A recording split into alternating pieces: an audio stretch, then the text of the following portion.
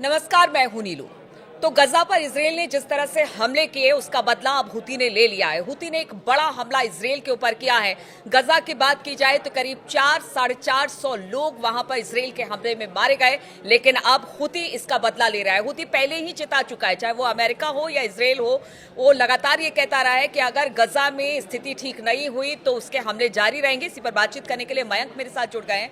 मयंक, जिस तरह से गजा में इसराइल ने हमला किया, इतने सारे लोग मारे गए, रमजान का महीना है, पहले रसद रोकी गई और अब तो कह लीजिए कि सीज फायर तो बिल्कुल खत्म हो चुका है। ऐसे में अब हुती का ये बदला, आप किस तरफ से इस वॉर को आगे बढ़ता देख रहे हैं? देखिए, हुती की तरफ से दो हाइपरसोनिक मिसाइल्स जो हैं वो सेंट्रल और साउथ इसराइल के ऊपर फायर की गई कल। और बताया जा रहा है कि ये, जैसा कि आईडीएफ की तरफ से दावा किया गया है कि रात को सेंट्रल और साउथ नेगेव के इलाके में रात के वक्त अचानक सायरन बजने लगे। लोग जो हैं वो बंकर्स में चले गए। पूरे साउथ इसराइल में कल पैनिक का माहौल था। अच्छा। और हमले का जैसे ही हाइपरसोनिक मिसाइल्स फायर की गई, इसके बाद जो है अलार्म सिस्टम अलर्ट हो गया और उसके बाद एक बार फिर पूरे इसराइल में खल खौफ का माहौल था। और कहाँ मिसाइल गिरेगी, किसके ऊपर गिरेगी, किसी को कोई अंदाज नहीं था। हालांकि आईडीएफ की तरफ से ये दावा किया गया है कि दोनों मिसाइल को जो एरो डिफेंस सिस्टम है उसने नाकाम किया, लेकिन हुतियों का दावा है कि मिसाइल जो है वो सही ठिकाने पे गिरी हैं।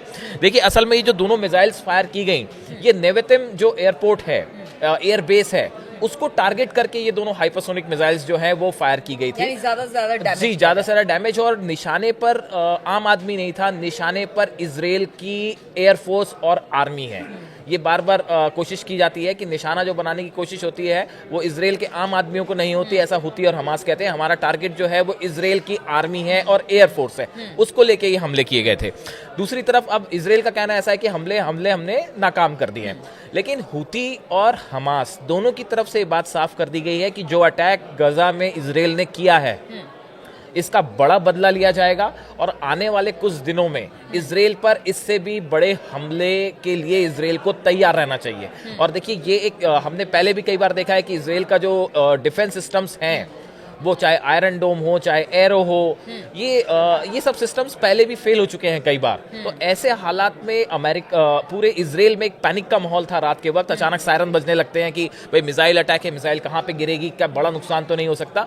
लेकिन उसके बाद देखिए, अब जैसे जैसे हालात, जो आपने कहा कि अब इसमें आगे क्या, देखिए हुतियों की तरफ से तो पहले ये कह दिया गया था कि भाई अगर किसी भी तरह का आप हमला करेंगे तो हम जवाब देंगे।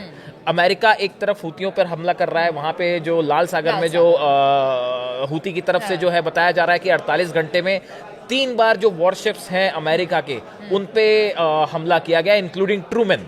तो देखिए, ये बड़ा अटैक है जो हुतियों की तरफ से जो है किया गया। उसके बाद अमेरिका उसे काउंटर कर रहा है, लेकिन जिस तरह से एक बार फिर हालात आप देखिए कुछ फिर से वैसे ही होते जा रहे हैं जैसे 17 महीने पहले थे। जैसे देखिए, हुती अब गजा पर हुए हमले का बदला ले रहा है, लेकिन हमास भी चुप नहीं बैठेगा।